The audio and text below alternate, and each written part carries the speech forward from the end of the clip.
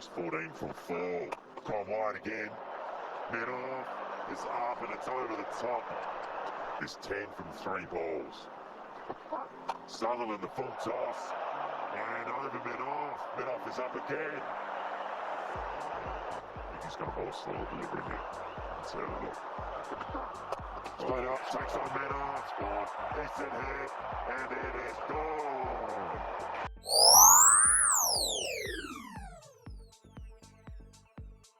Welcome back to the channel, everybody. Today we'll be doing an SG Triple Crown Classic in the Jason Holder profile. So firstly, thank you very much to Nagi from the Discord channel for sending in the two bats, the Salix and this one. I actually did the B-roll with the plastic on, and you can see I've just taken it off here. That sticker was on the top of it, and he's got his official thing there to verify, which I'll send him. So he's asked me to knock this bat. This is actually in a long blade, long handle setup, the Jason Holder profile, and it was sold on Crown Cricketer in his exclusive area. Apparently this is one of a few bats that were made for him prior to the IPL, and it was purchased in September last year. And yeah, the retail price was 3,200 Indian rupees, which is about $580. I don't know if that's plus delivery or anything like that. So it's really good value. Nice looking bat. Now I can tell you, counting the grains, it was a little bit of false growth, but there's 14 grains across the face, and we've got some heartwood down the right-hander's outside edge. SG make a lot of the bats for Kookaburra, and they use this polish that really whitens the bat. So I expect when I actually oil this bat, you'll see that color come back. Really nice looking willow, all sapwood, and there's absolutely no blemishes on the edges, particularly this edge. You can see there's actually dirt there. There's nothing really there. It's a really nice bit of sapwood, and you can see that shape, those traditional stickers on the back. Sans Spiralis Greenlands, and the big SG, the traditional one down the back here. And Crown Cricketer put their sticker on. The toe profile up through there, you can see a little bit of concave under there. And remember that this is a long blade, so there's a lot more wood in the shape, but nice grains running pretty much on that sort of angle through the toe. Laser etching on the side here.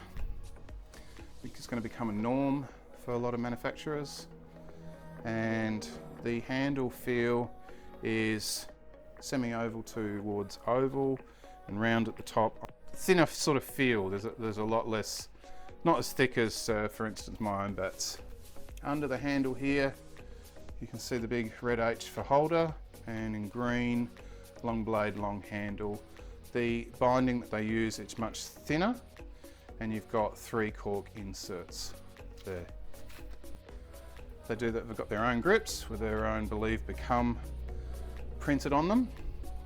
And all in all, the finish on the bats is really nice. Really good quality finish. There's no lines that I can see. That will obviously come up in the oiling, and it'll be interesting to see how it things, but the actual feel of it is really, really nice.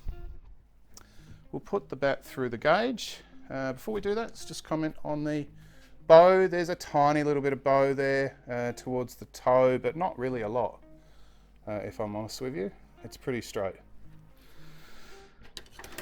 Bat through the gauge.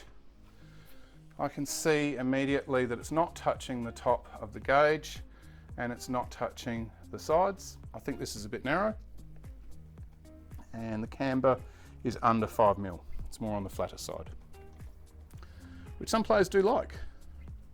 You can see that concave there when I hold it up, and if I push to the side you can see that gap of the gauge is 110 mil across, so it looks to be about 4 mil under that. So let's do those measurements straight off. Starting up here at the shoulder, we've got 13.1, and down here 30, So that's really narrowed through here. And here, 39.5 it's saying. There is a bit of rounding there. I'd probably go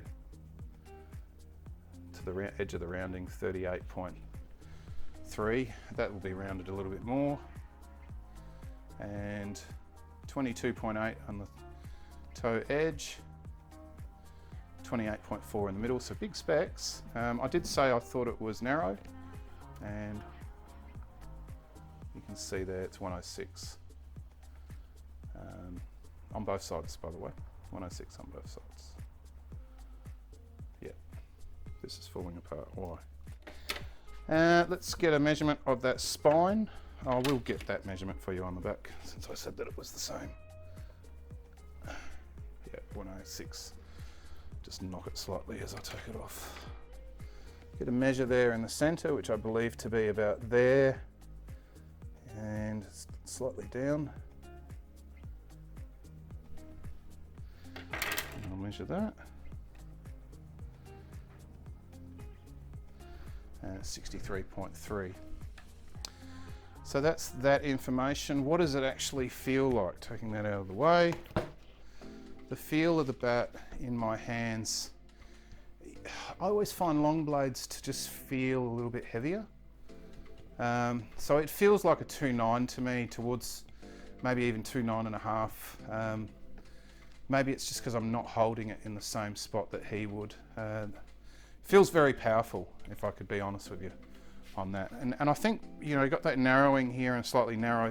There's not a lot of weight up here to compensate, so that balance point is a lot lower on these long blade setups, making them feel a little bit heavier. Nothing that an extra grip wouldn't balance. And it is 2.8.1, and that is what I'm feeling. It's got a heavier pickup because of the levers.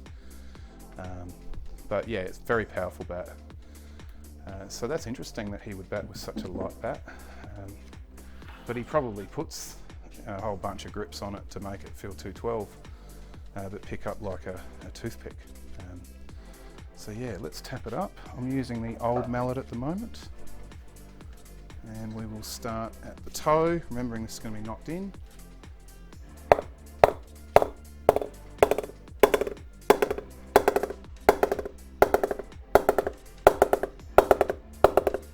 Long playing area.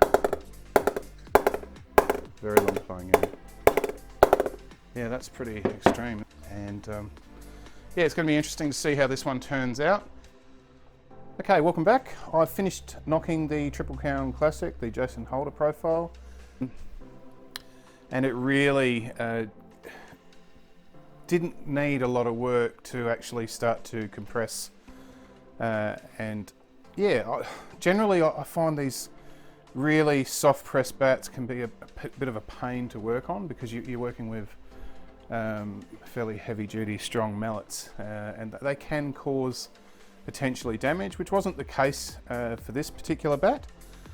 But yeah, if in inexperienced hands, if you're working with really top quality soft willow that's been soft pressed, just be very careful. You know, I've always talked about in my knocking video, progressive.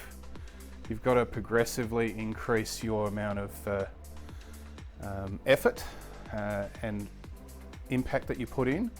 I know the bats are pressed and they should be able to withstand a ball, but you know, quite frankly, after you've oiled it, it softens even more, and probably within 20 minutes of knocking, then you really see it start to compress. So this one sort of went through that phase, but it really evened out nicely, got a really solid knock into it. It sounded really good, gets that real high metallic-y sound to it off the mallet when you're hitting it hard. So I'll put the shoe goo on it, and scuff sheet, edge tape, and knocked it all the way up here and up here. And we will now hear what it sounds like. So starting at the toe.